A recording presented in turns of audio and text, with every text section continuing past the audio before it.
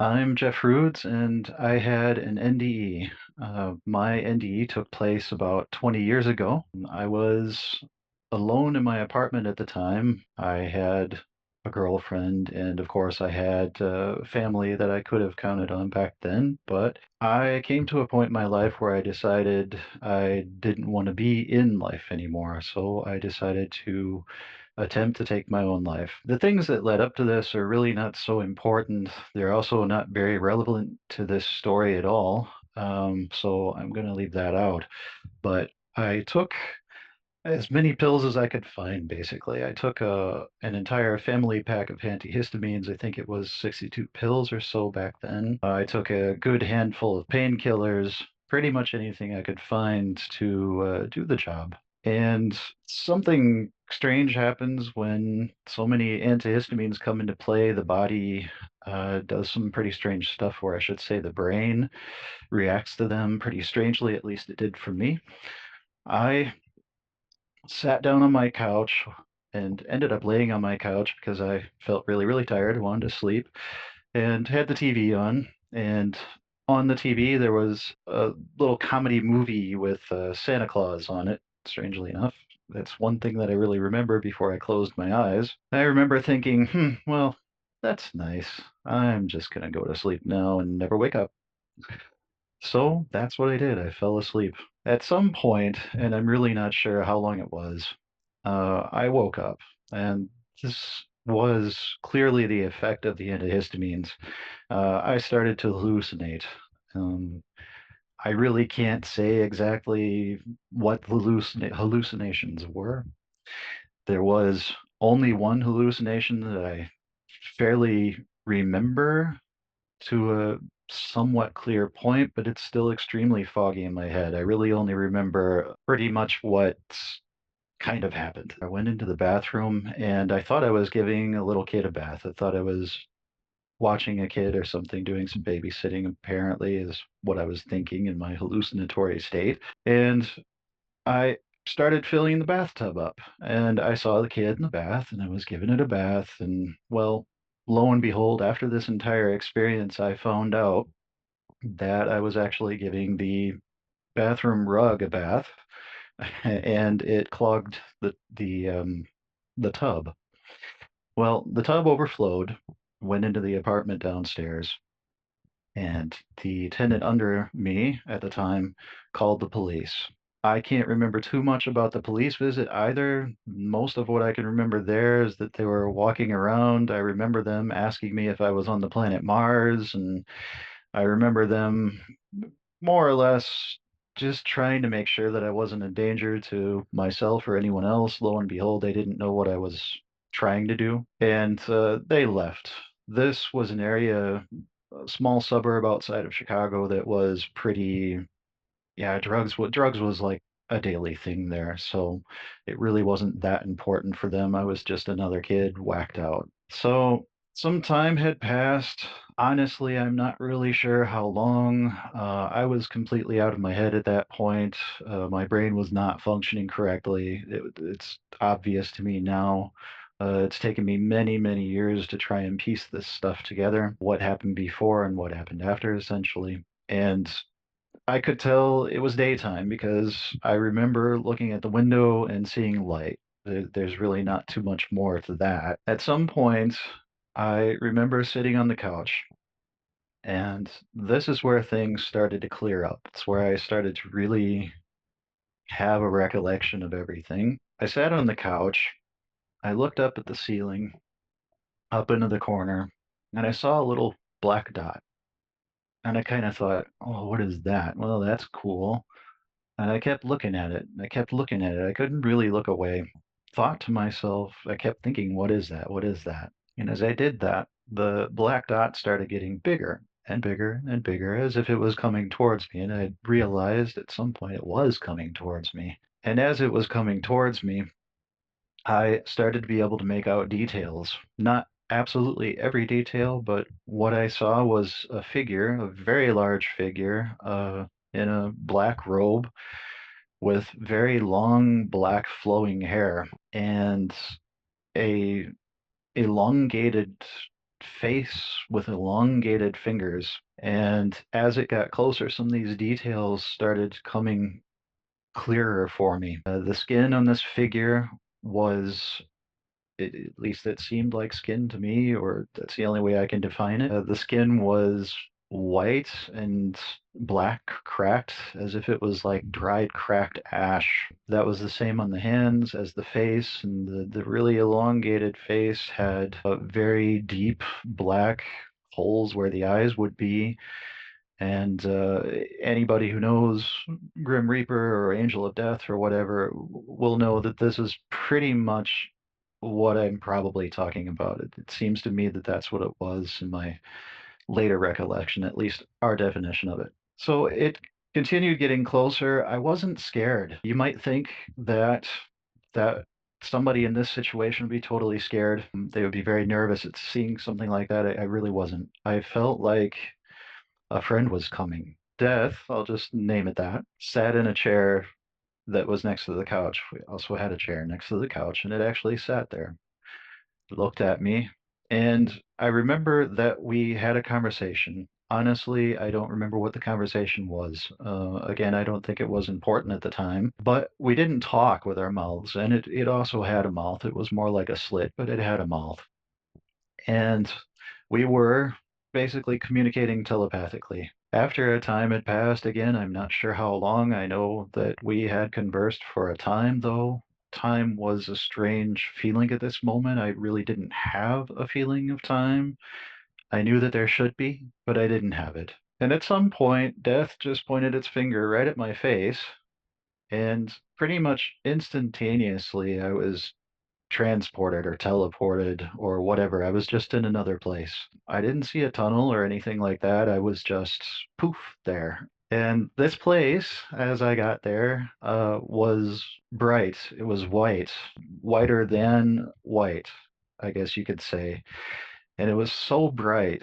And the feelings here was extremely hard to explain. We only really have one word for it, and that's love. I felt it throughout me, in me, around me, everywhere. And this place went out into, I saw no end to it. And there was a person standing next to me, or at least someone. My focus went to them. I'm not a particularly religious person, really not hardly at all, but this person, especially back then, I was absolutely not religious.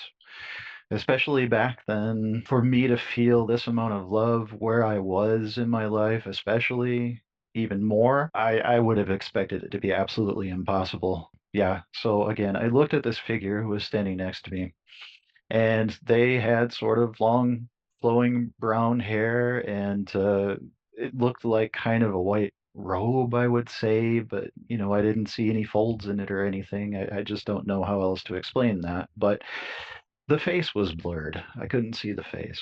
And I would say, if you look at pictures and paintings of Jesus, I could say, well, maybe it was Jesus. I'm really not sure. It was also not introduced to me at that point in time. I don't think it was important. Yeah, so this person, we conversed again, or we conversed as well. And again, this was another telepathic conversation. There were no words, there was no sound really to it or anything like that. We were again teleported, well, this time together.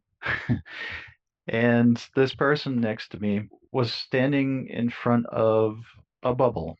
It was a really big, basically human-sized bubble, I would say. And I was there with them. And we were looking at this bubble, and I remember conversing again and some more, and still having this flowing, amazing feeling of love. And everything again was bright and white, with the exception of that I saw some buildings in the background. At least they appeared to sort of be buildings to me. I'm not really sure how big or how high they were. That really wasn't the focus of the moment, but I realized I was somewhere where there were buildings. And again, we were looking in this basically human-sized bubble and conversing, and I looked inside of the bubble and I saw a person. It took me a little bit of time to contemplate. It took me some time. I don't know to realize, but that person was me. So I was standing there talking to a person, looking at myself in a bubble. One of the cool things about this bubble, as I started to notice it, as I started to really look at it, was it had flowing, moving colors, sort of like a soap bubble in the sun, if you've seen that. But the colors, I can't explain them. There were colors there that I've never seen here in my entire life. And as I started concentrating on that, I also realized that the buildings in the background had sort of different shades of white. I started to see some details. And after I had realized that this bubble was there, or at least as I looked at the details, I looked at me that was in the bubble, and I was sort of laying in a fetal position, sort of, but on my back, sort of, yeah, just sort of really comfortable. And I had a smile on my face. My eyes were also closed inside the bubble. I had a smile on my face that I'll never forget. It was really sort of like the Buddhist smile that you might see on Buddha, that's very content and just happy. And yeah, so that took a little bit of time. I spent a little bit of time there with this person. We continued to converse and converse, and at some point, I saw someone behind me. Now, I didn't turn my head, I just saw them behind me, as if I had eyes in the back of my head. And this person was just standing back, looking at the two of us, just very patiently standing there. And I remember then sort of being a part of all three, myself, the one in the bubble, and the one behind me. So I was basically looking at myself in a bubble, having a conversation with somebody, looking at myself doing this whole thing, a three-part person, basically. It seemed strange to me at that moment, and it didn't take long until we transported or teleported somewhere else. This next place was a big open, wide field, and now where we're flying. We had our arms out as if we were playing airplane, like a little kid that would play airplane, run around the yard. Well, we were flying over a field fairly high. I could see that it was a field. And here is where I could feel more than just love. I could feel that love in the air again through me and in me, but I also felt the warmth of this light. I felt a physical warmth at that point. And the smells there, I could actually smell it now. It was the most beautiful wet forest or wet grass smell that you've ever smelled in your life. There's really no way to completely explain it. This was also just going through me. It wasn't like I was smelling with my nose. It was like I was experiencing the smell. And we flew along for a while, and I could see everything was moving really fast because you could see the grass was moving and moving and moving. And we came to a forest.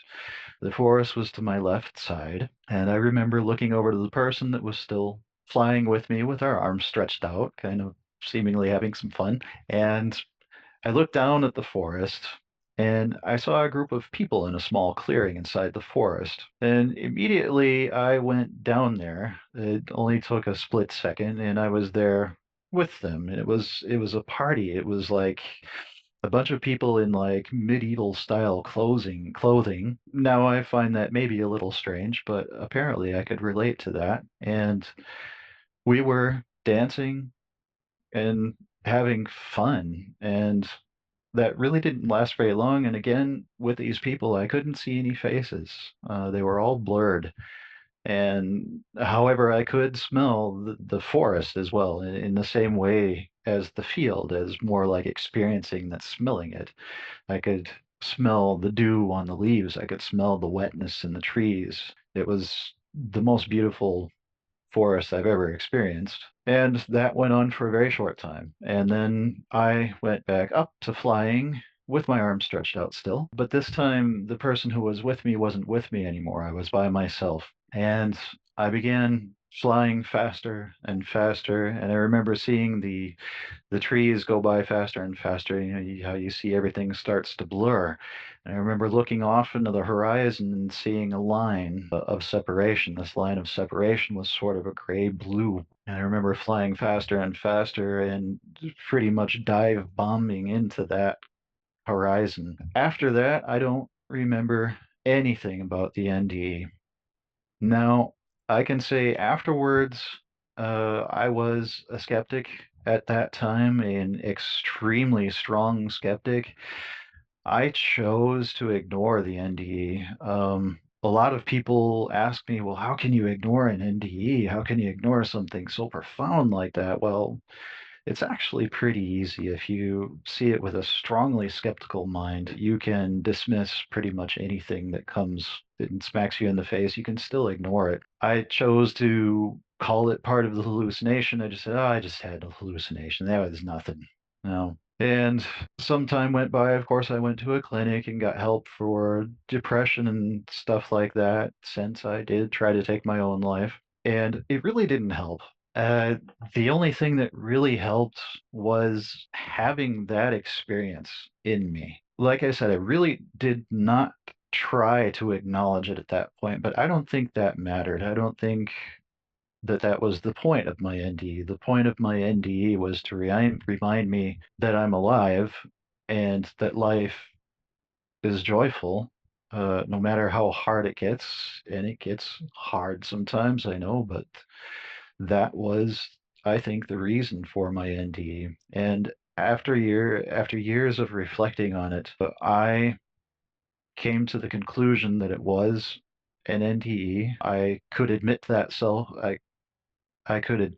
to myself after some time and started to reflect on the NDE itself. And I really don't have to reflect on it too much. Even telling this story right now, I don't need notes. It's all so clear to me in my head, as if it happened yesterday, as if it could happen tomorrow. That was the difference between the NDE that I had and the hallucinations. The hallucinations were muddied and cloudy, and my sensations were blocked. I couldn't feel much. I couldn't smell anything. I have hardly any recollection at all of the hallucinations. But as soon as the NDE started, my mind was clear. I can remember a lot of it.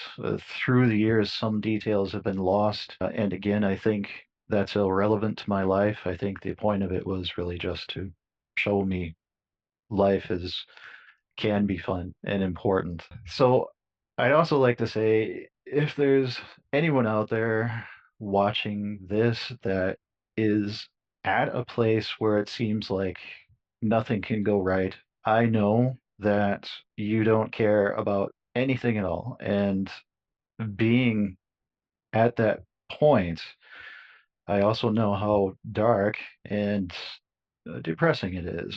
But the thing I have to say there is if you're already to that point where nothing matters, what do you have to lose? Go out and live. There's no reason to stop there. You're here to live, so live. If you have nothing else to worry about, you don't have to worry about money. You can go do whatever you want. You want to go skydiving? Go skydiving. You want to take an ocean cruise? Take an ocean cruise. Do whatever it is because you've got nothing else to lose. That's something that I sort of took with me. I was a bit more practical about it back then after the experience, but that is something that I've done throughout my life. I've continued to live and to live as much as I can, live a full life, steer clear from things that might be dangerous to me and whatnot, because I know if I'm going to live life, I can't do things dangerous that are going to take my life. That's pretty much what I'd like to say about that. Uh, Another small comment for those who may be watching this that know someone who's gone that way, who's decided to take their own life. Just know that there, at least in my experience, I can say there's no hell, there's no damnation for taking your own life. There's no crazy thing, whatever religion wants to tell you. The only thing that I did think about afterwards, and also in researching a few NDEs after that. I sort of spontaneously researched NDEs after that as they became more and more available over the years, is that you may have to experience, or that person may have to experience, of course, the pain that they spread in taking their own life. There's always someone there for someone who wants to do that, someone who's to that point. There's always loved ones there, although it doesn't seem apparent at the moment. and they will be hurt by something like that. So, I mean, that's pretty much the only repercussion, and I think it comes from the self. I can't be positive. I didn't have that in my experience, but that's what I think about it. And yeah, that was pretty much the end of my NDE.